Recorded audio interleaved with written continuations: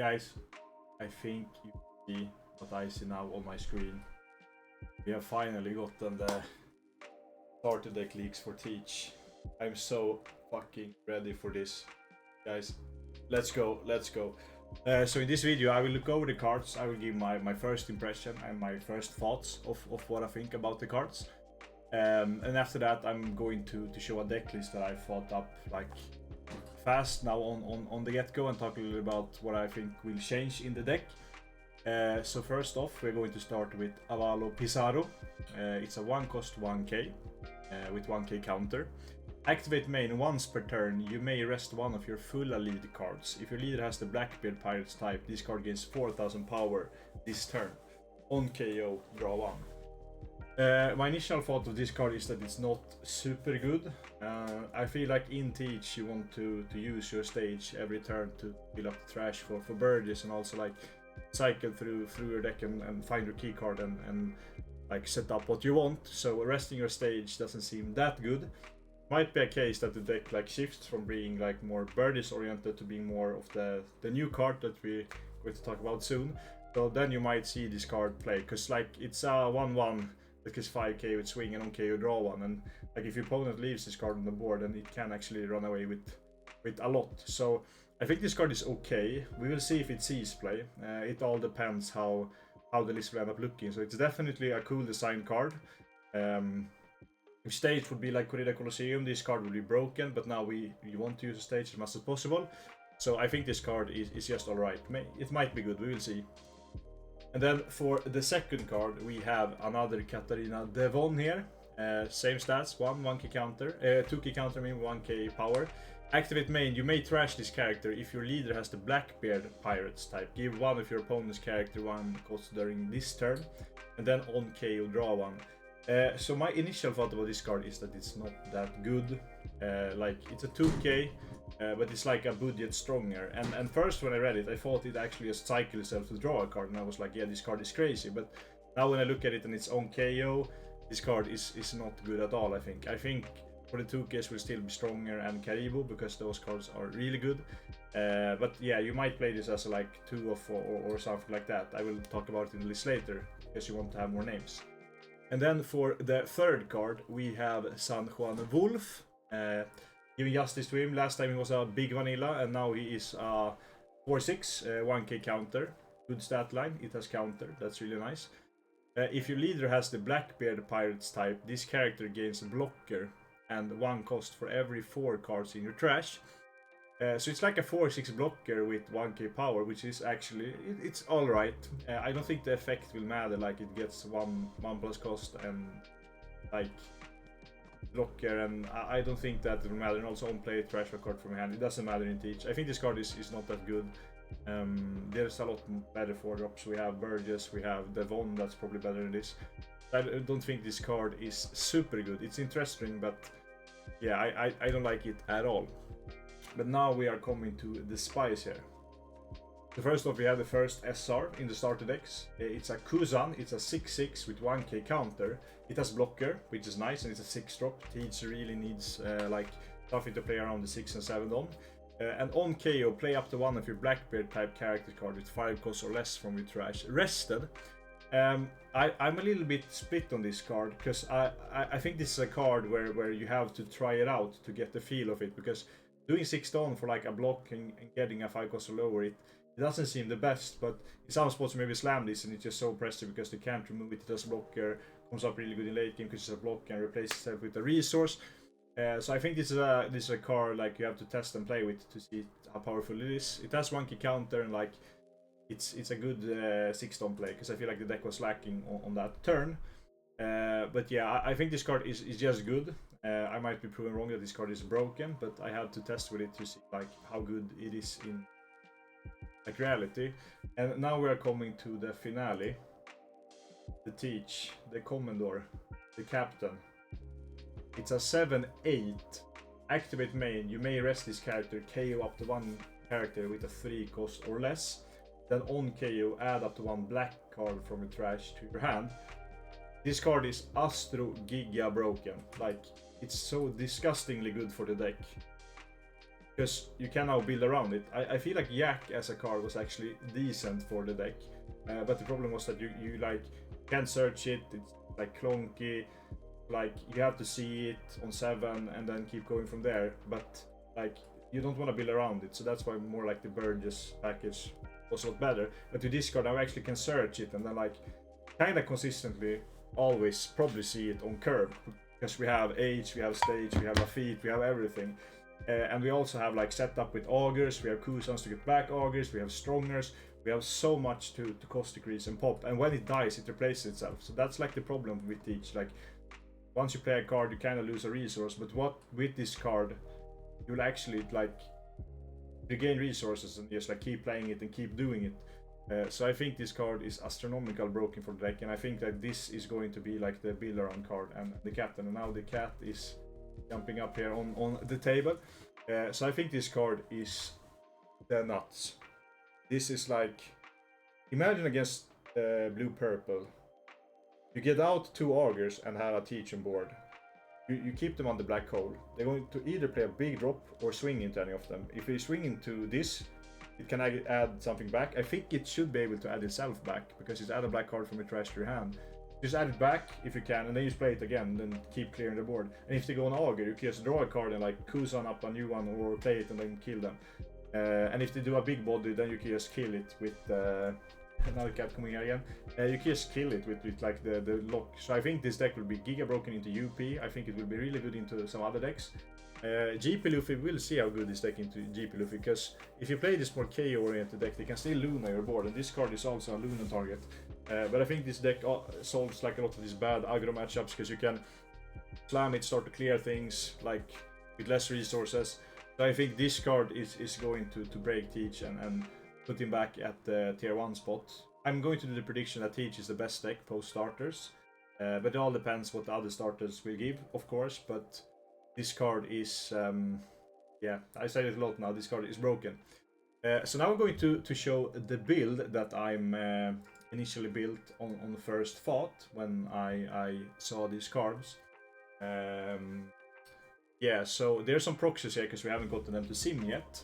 We have the Jack, this is the 7-cost Teach. We have the Sasaki, this is the 2-cost Devon. Then we have the Blueno, and Blueno is the 6-cost Kuzan. All of them have like similar-ish effects. So the theory around this deck is to play around the new 7-cost card, to like set up for it and just play around it all the time, like during the whole game. So we play 2 Laboon. I think Laboon might get back because it has really good synergy together with the new Teach. I'm putting 6 Kuzan here. This ratio might change depending on how good the card is, but if the card is good, it's probably going to be a 4-off. Like something you can slam, it gives a new resource, it gives you a block. It's a 6k body, which is kind of nice too. I actually think that this will probably be a 4-off if the card is good. Then I opted to play 2 Manchari. I think this deck will become more like Lucci is right now, where you play like these reducers and you have this payoff with these big cards. But the difference is that the best card in the deck is searchable. You're probably always going to have it. You can start replacing itself. So, like, I think the game plan will be more focused on maybe getting out the Burgess and then play around with the KO package and slowly poke with the Burgess. While you like clean things with Teach, you can even swing if you want to. Yeah, so I think you will build around more this KO approach. Then I have 2 Sasaki here. This is the Devon. I don't know if it will play or not. The only issue I had with playing like these tech cards in this list. So this is like, as I said, this is just a list I threw up in the moment, but I think the theory seems good. That's just because it has an okay effect in the deck, because you can decrease something with 1 and maybe get the reach to something else, but you lose a card that doesn't feel that good. But it's also a Teach name, it's as 2k, so it's a usable Teach 2k. And that's why there's only 2 Karibo here, because I don't know how many like cards I want to go outside of the Teach engine. So it might cut Mancher, it might cut the Laboons, like put up the ratios of the other cards, but it's just what I think about right now. And then we of course play 4 of the Teach. I think this is like the build around card, it's turbo broken. We are so back.